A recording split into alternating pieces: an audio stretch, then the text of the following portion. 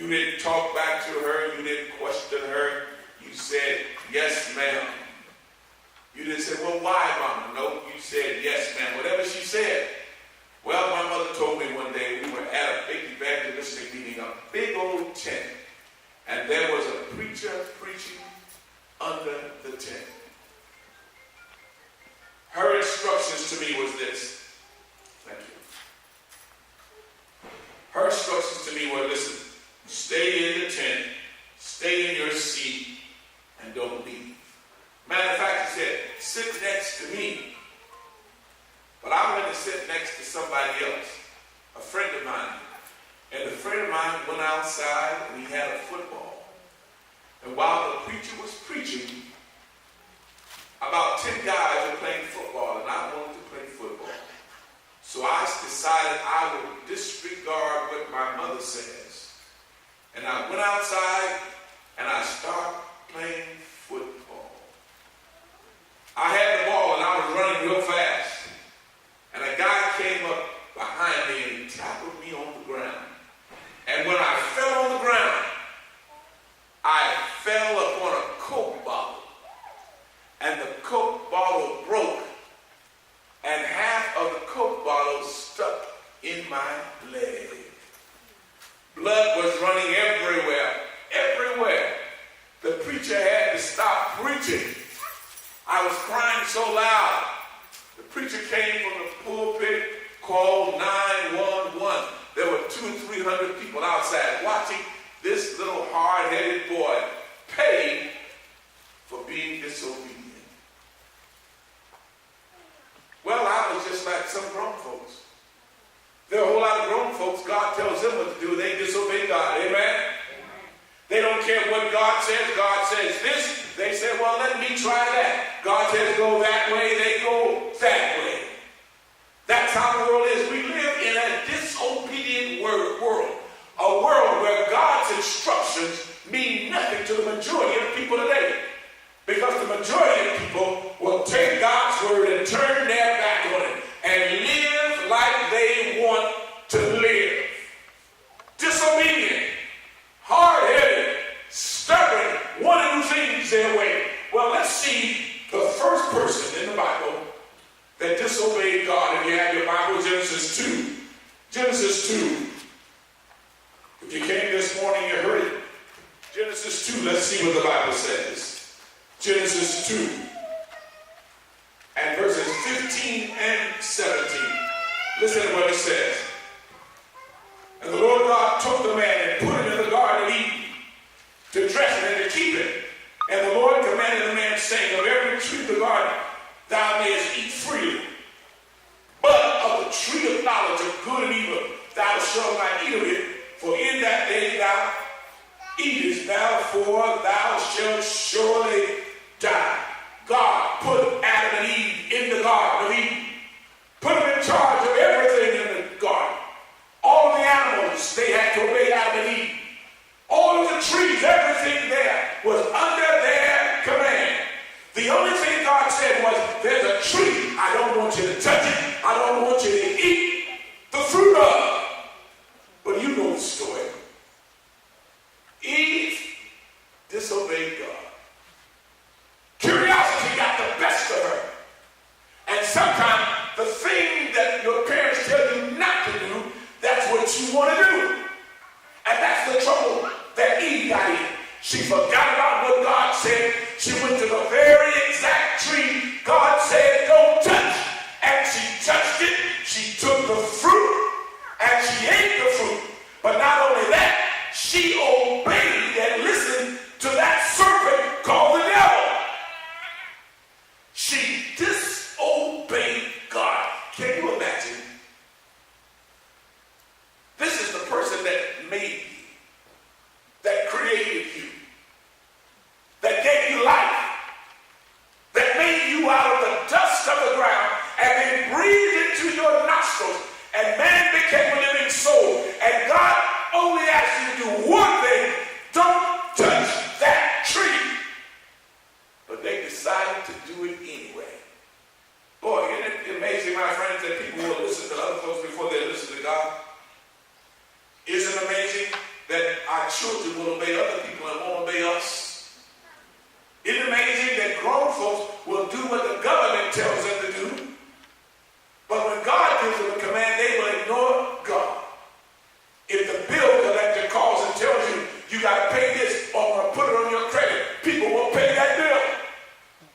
When April comes around, that's tax time, where everybody has to pay their taxes. That's what the government says. Oh, they'll take away your house, your car, seize your bank account. Most folks will pay their taxes. Am I correct? Why is it that we take man's word above God's word? Every day, people disobey God. They treat God as if he is a third-class citizen. Not even a second-class citizen, but a third-class citizen. Adam and Eve disobeyed God. You know the story in Genesis 3, verses 4 through 6. And the serpent said unto the woman, Ye shall not surely die, for God doth knoweth the day ye eat thereof. Then your eyes shall be opened, and ye shall be as gods, knowing good and evil. And when the woman saw the tree was good for food, and that it was pleasant to the eyes, and the tree to be desired to make one wise, she took of the fruit thereof, and did eat, and gave it also to her husband with her. And he did it too. Both of them. Shutting their ears to God's instructions. There's a penalty for being disobedient to God. You know that, don't you? What is the results of disobedience? Genesis 3, go there with me. Genesis 3, verses 22 and 24. Everything comes from the Bible. If the Bible says that I'll always declare and let the chips fall where they may. Genesis 3, my friends. Let's see what the penalty of sin is. Genesis 3 and verse number 24. Listen to what it says. So he drove them out, the man, and he placed at the east gate of the Garden of Eden cherubims and flaming sword which turned everyone away to keep the way of the tree of life. The penalty for Adam and Eve for disobeying God, they were kicked out of the Garden of Eden. They didn't deserve to be in the Garden of Eden. So God kicked them out. No longer would they be able to enjoy the luxuries of that beautiful garden. God kicked them out, and then he put an angel at the entrance of the garden so that they would not be able to come back in. They had done wrong. They had disobeyed their Creator. In essence, they had sinned. What does sin do? Sin separates you from God. If you read the book of Genesis, you will see that there was a time when God would come down in the Garden of Eden, and he would walk and have conversations with Adam and Eve. But after sin, no longer, because sin cannot stand in the presence of God. God had to kick them out of the garden, because what if these sinners had eaten from the tree of life? That would have meant that they would have never tasted death.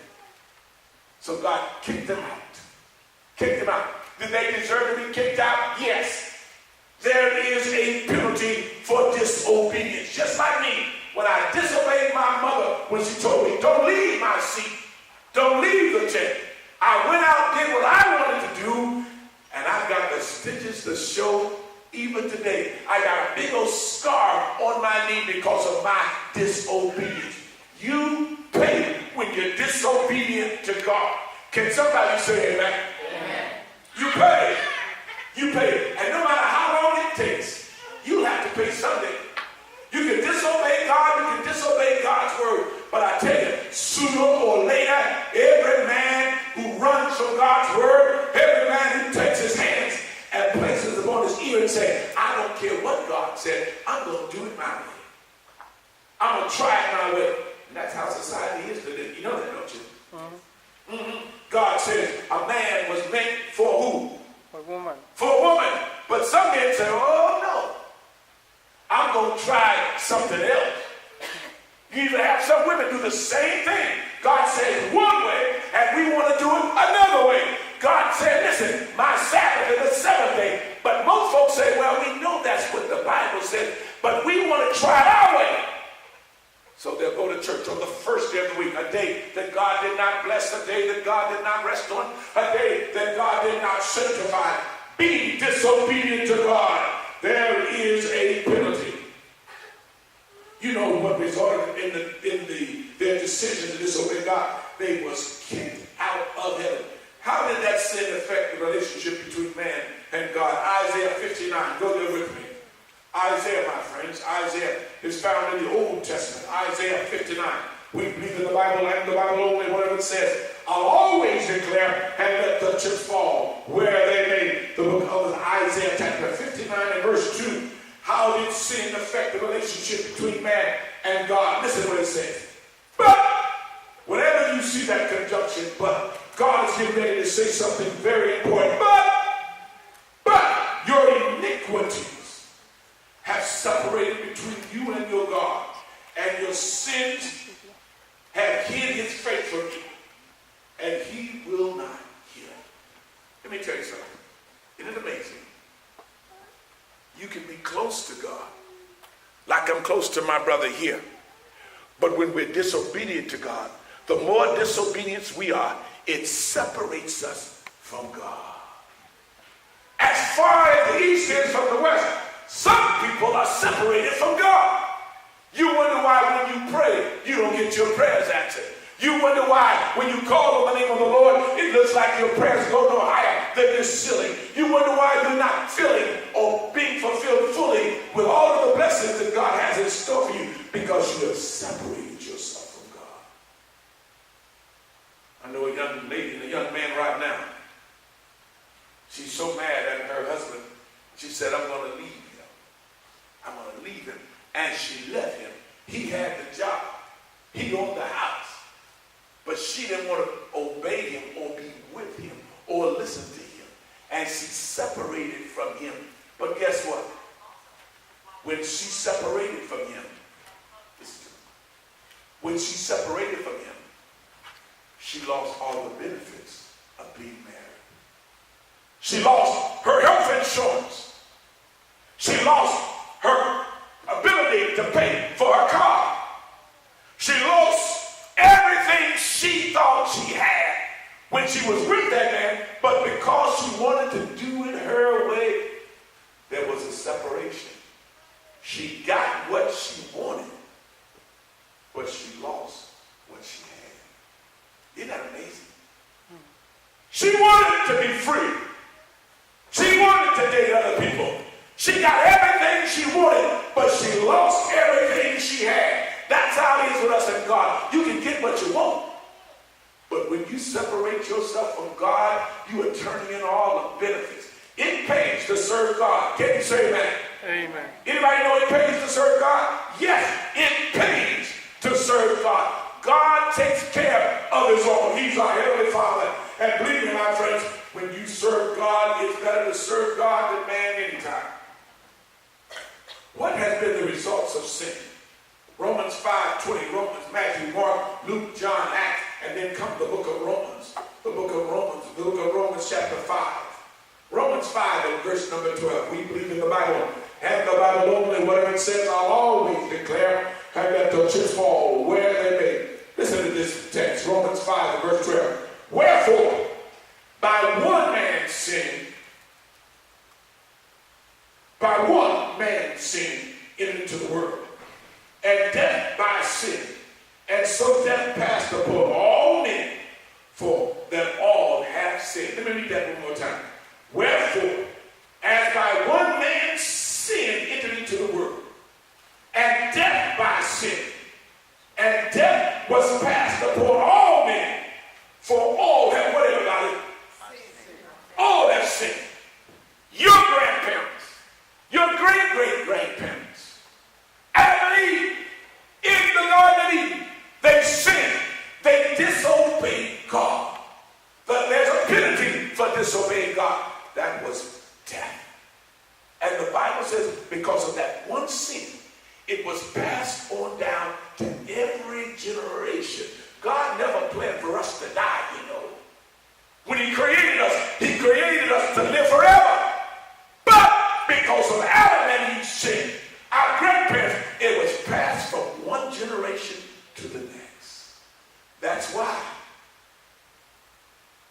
we die. Doesn't matter how young you are. Used to be a time only old people died. Now young people are dying. Amen? Sin carries a penalty. Because of Adam and Eve and that one sin, our DNA was damaged. And sin was passed on from one generation to the next generation. If you look at right after Adam and Eve, people lived for 800 and 900 years like Methuselah. But as time has gone by, now if you reach 80 years old, you're blessed. You're blessed. Because sin has a way of destroying everything. You and I are not what we ought to be. Adam stood about 7 or 8 feet tall. Look at us now. If you're 6 feet, you consider tall. Sin has messed all of us up. By one man's sin, all have sinned. And death entered into the world. Disobedience. You say, well, does sin still exist? Disobedience still exists? Well, the wages are still being paid.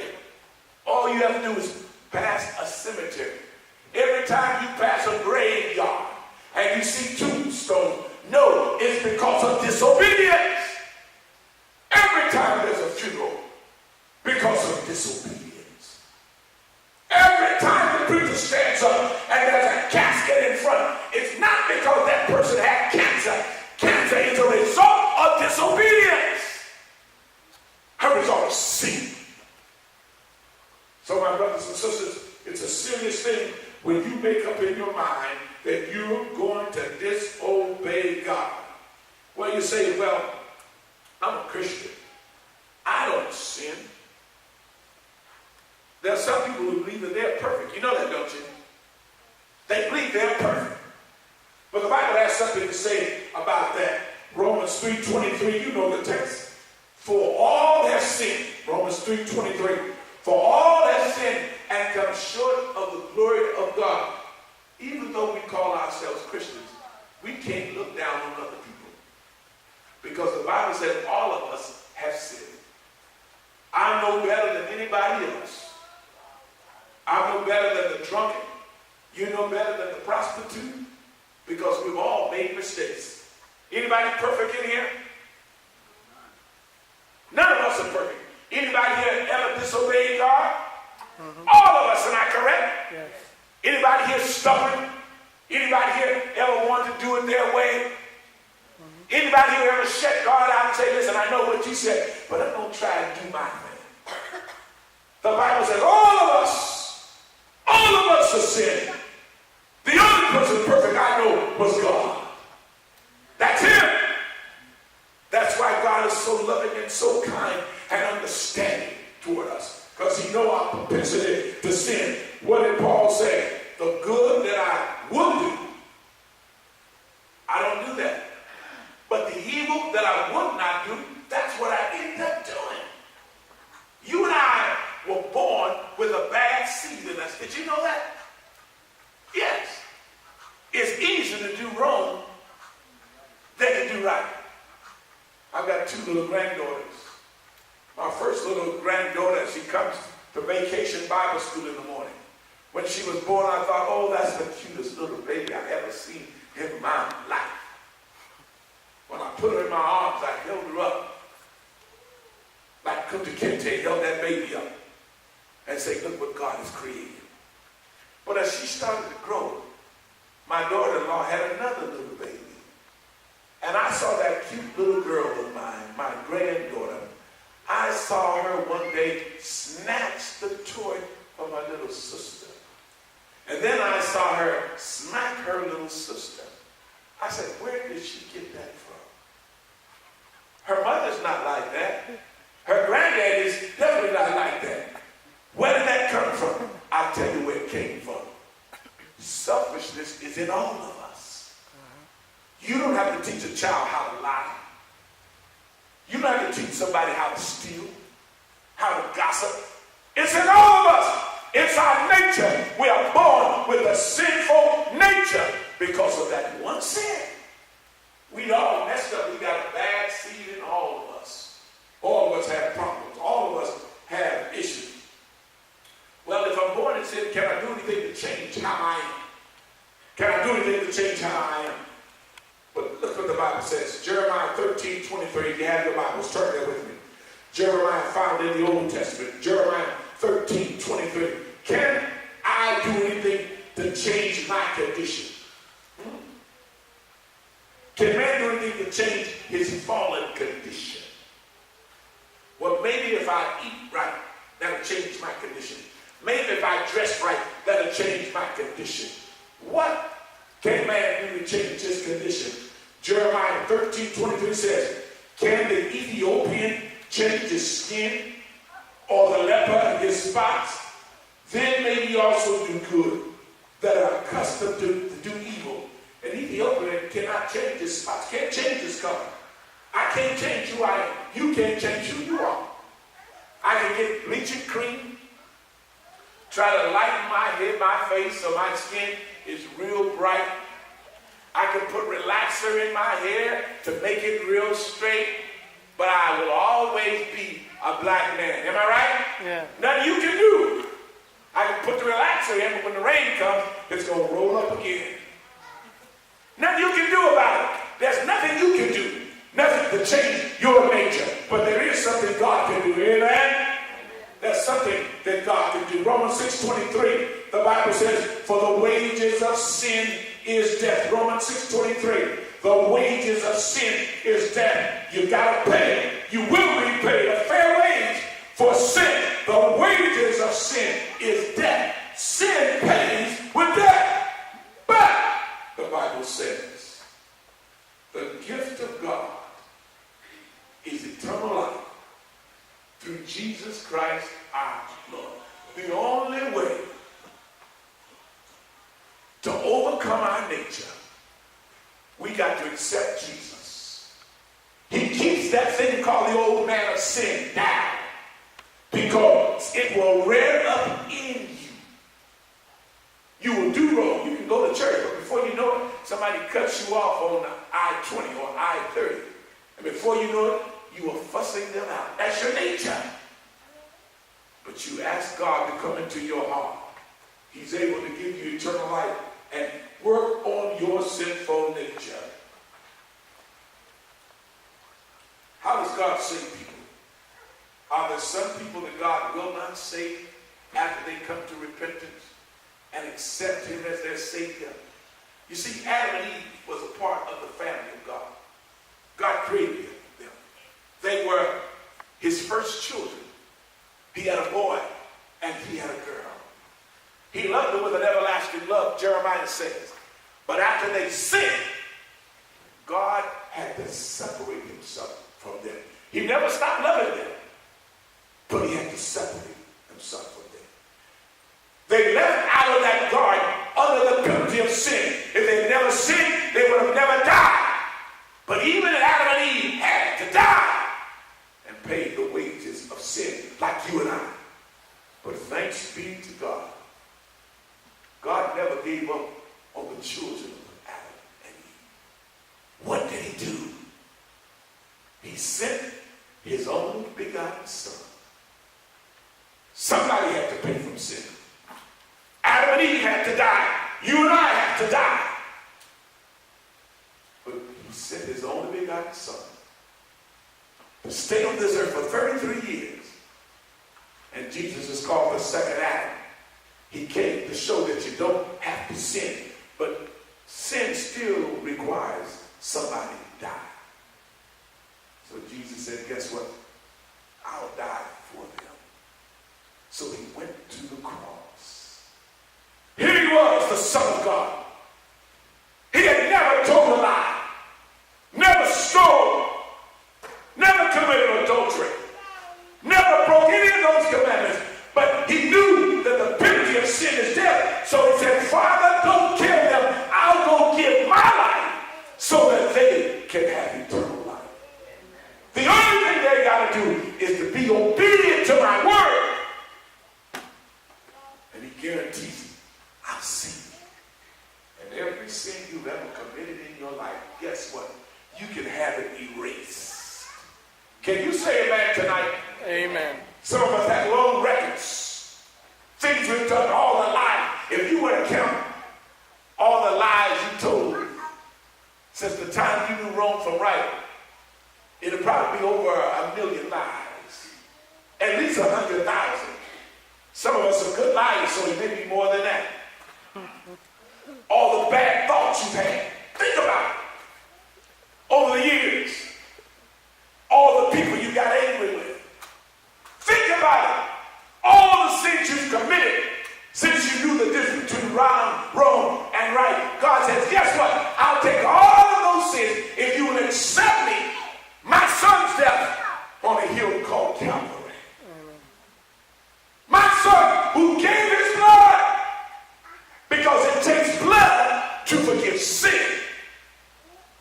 And it took sinless blood. He said, my blood is sufficient. It will wipe away your sin. All you have to do is to accept me. And I will accept you. Isn't that what he says? My mother, an old country girl. And I guess I was a spoiled little brat. And I always called my mama this, mama that, mama this.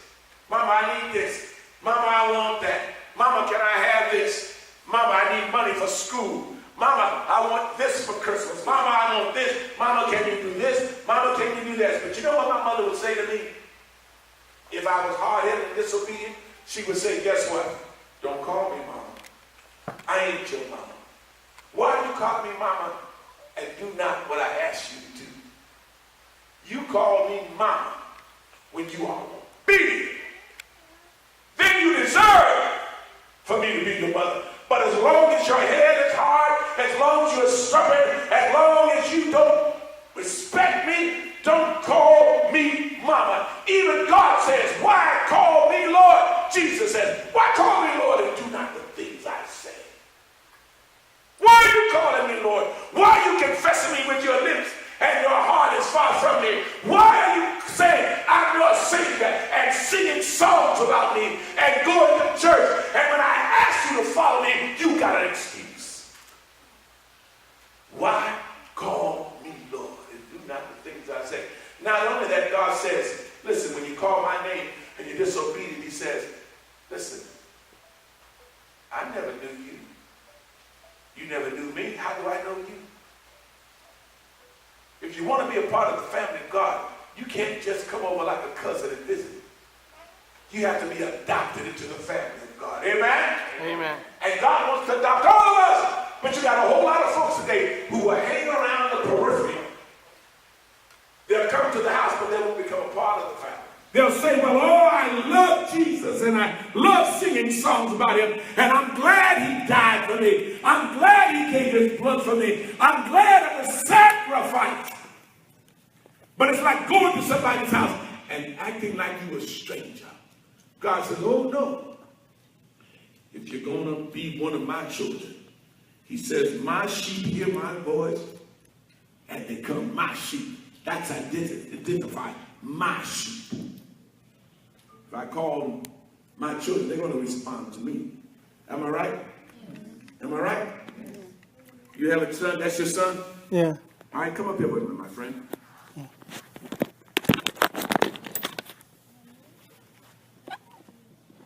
Is that your son there? No. That's not your son? What about this young man right here? No. That's not your son? No. What about this young man in the green? No. What about this little girl in the pretty blue outfit? No. Not your son, right? So you can't discipline those people's kids, can you? You can't spank them. Can you be in jail? You know that, don't you? Yeah. That'll be child abuse. But that's your child, am I right? I can't spank your child. That's your child. I can't discipline your child. That's your child. I can't tell your child, go get in the car. Can't do that. You can't catch it. Yeah. When you tell me to do something, you expect me to do it, am I right? Yes. You ever have to spank your child? Yeah. Do you still love him? Yeah. Even though you have to spank him? Yes. And when you call him, what does he do? He comes. He comes. If he doesn't come, you spank him again. All right? What's his name? Daniel. Daniel. I can call Daniel. Daniel doesn't have to respond to me. He says, oh, that's the preacher. But when Daddy calls, he says, I know my daddy's voice. And when my daddy calls, he responds. Call Daddy. Go all the way over there. Go all the way over there. All right?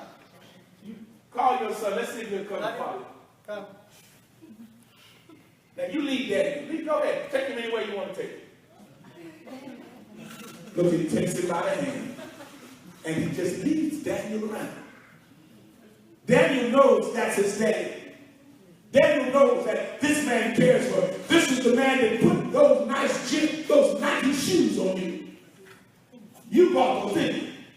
Those jeans, you bought those, didn't you? Daniel, did you eat dinner today? Did you have some food before you left home? Did you have some food, Daddy? Who bought that food? He said, my dad. He knows, he knows. That's how it is with God. When God calls you, come. Because Daniel knows his daddy put those shoes on his feet, those jeans, and put food in his stomach. God is just like that. When God calls us and says, listen, come, be a part of my family, you got to respond to God. Amen? Amen. Don't call me daddy and you're not a part of my household. All right? I see all these little kids.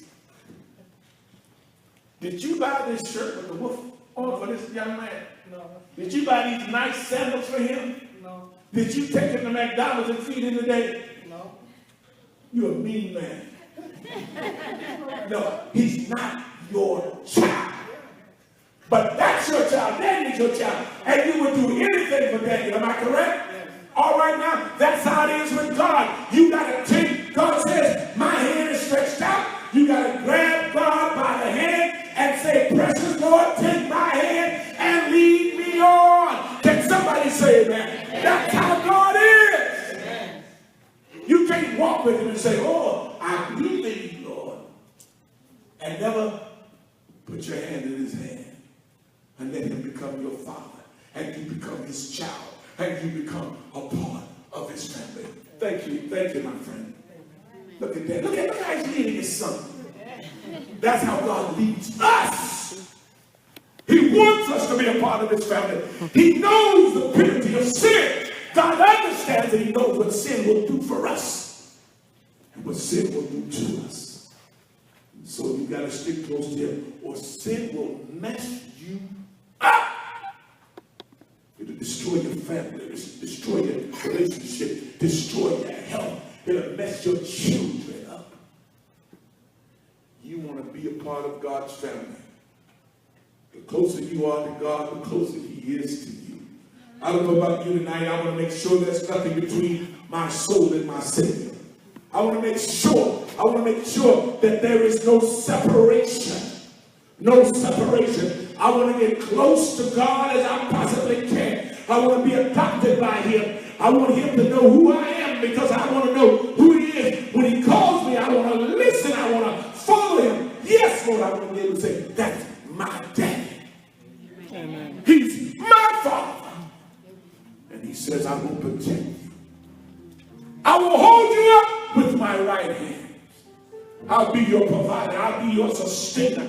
On top of all of that, when you sin, I'll take my blood and wash away your sin. Amen. It's a photo that from God.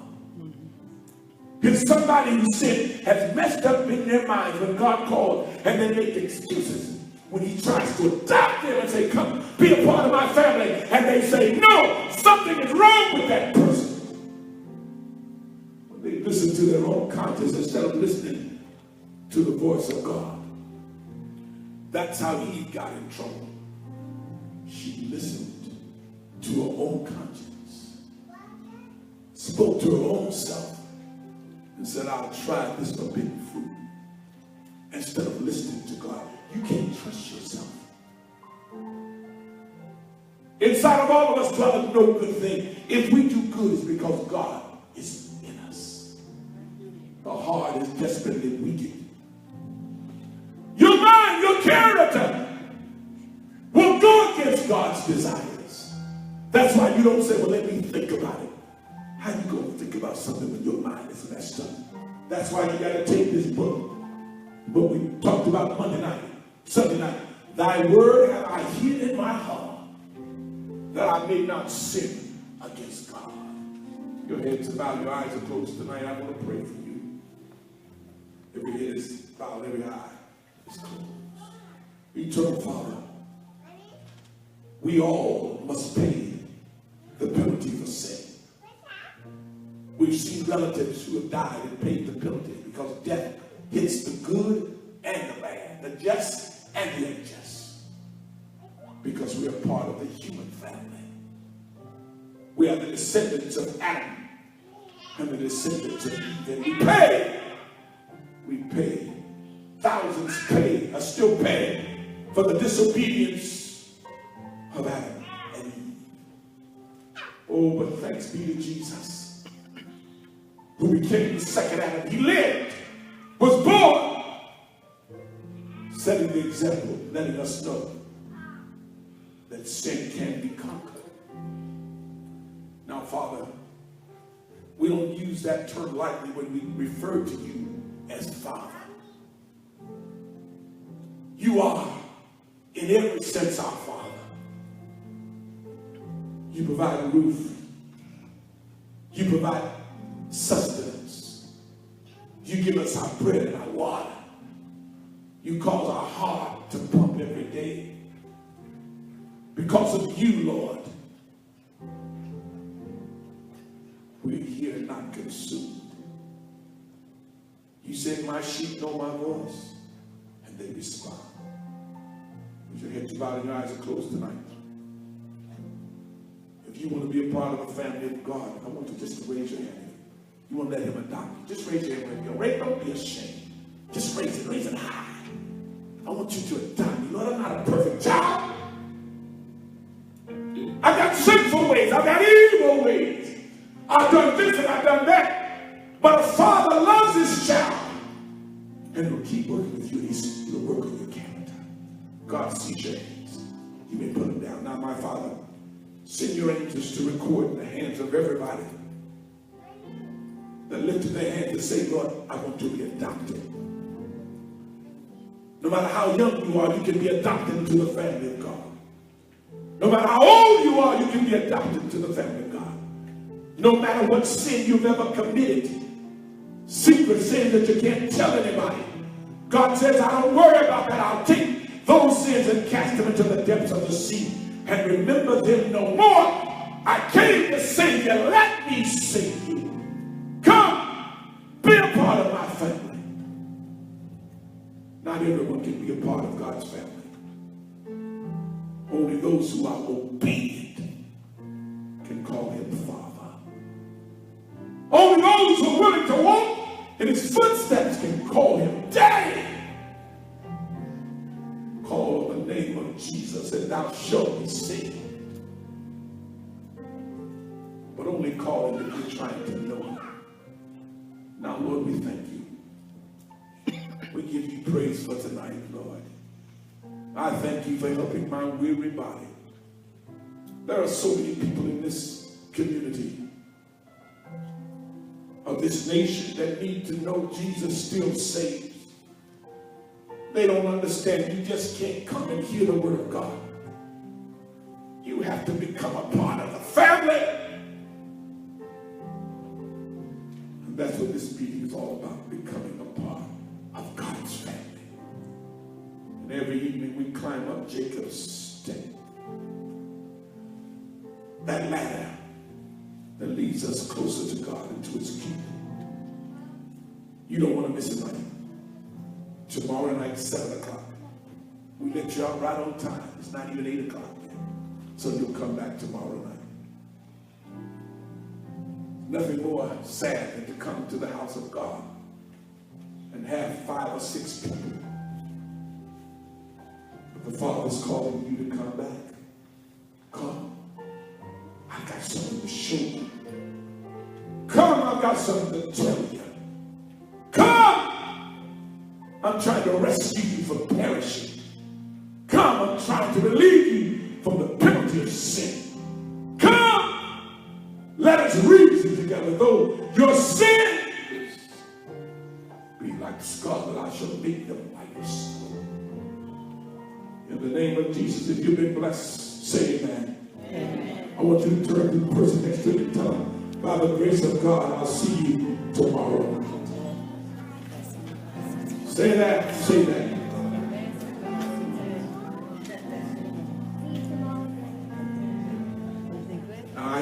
I'm tired and I ain't planning not to come tomorrow night. But God told me to come back tomorrow night. If I come tomorrow night, will you be here? All right, come and I'll be here.